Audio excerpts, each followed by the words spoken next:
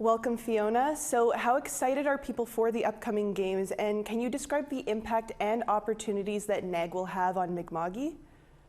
Wow, that's a great question. A couple of questions in there. First of all, how excited people are.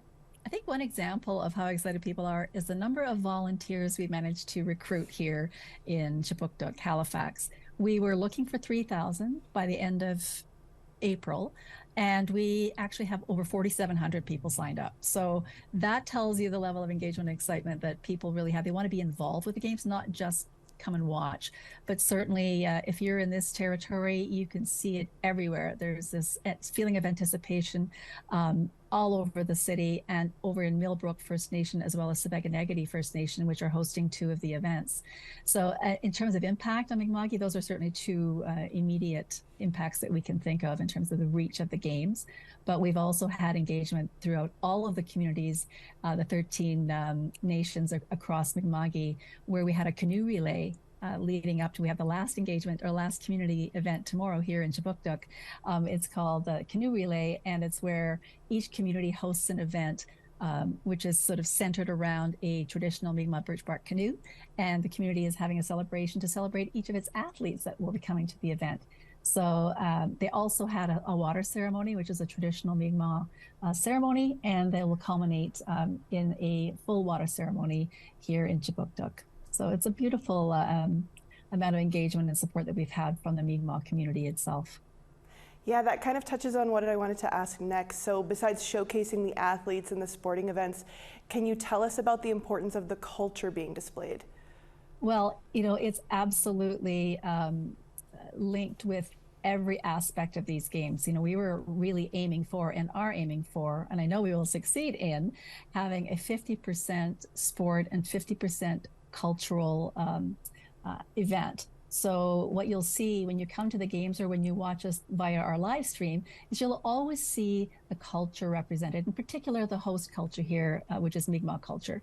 But there will be other cultures represented because there's roughly 756 nations represented here at the games. So each team, each individual will be bringing his or her own culture with them.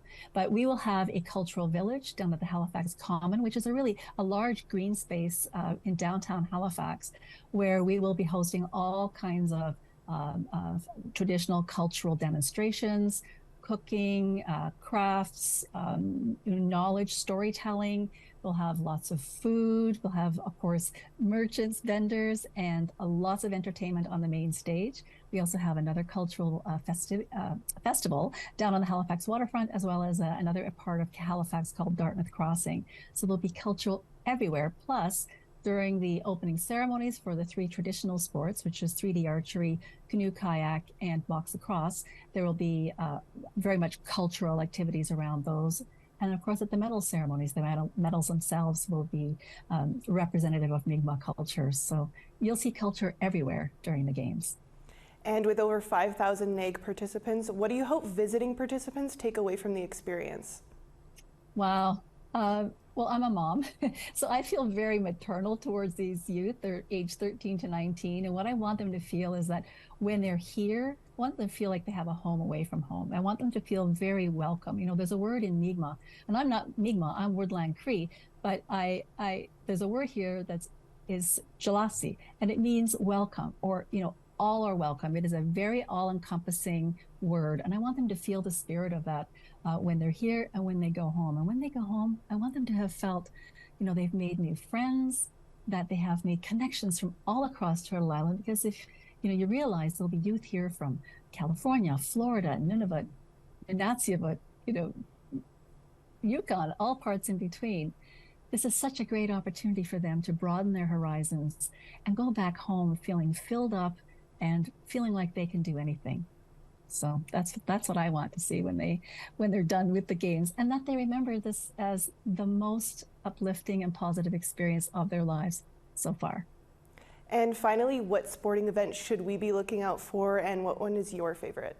Oh, tough question. They all have a special place in my heart. I think, the ones I've mentioned, the 3D archery, the box lacrosse, and canoe kayak, those are the more traditional Indigenous or sports with Indigenous roots. I think those are the ones I'm really leaning towards. I don't think I can pick one. I mean, I love them all. I used to play basketball. I was the shortest center in my division in school. But I love all of them. I think, okay, you forced me to say it, 3D archery. It's not going to be the easiest one to watch because they're in the woods, but it's such a fascinating sport to me, and I've actually never seen it live. So that's the one I'm probably looking forward to the most. Awesome. Now that you pressed me for that answer. Yeah, I know that was a hard choice. Well, thank Yeah. you so much, Fiona, for taking some time to talk about the games with us, and we're very much looking forward to them.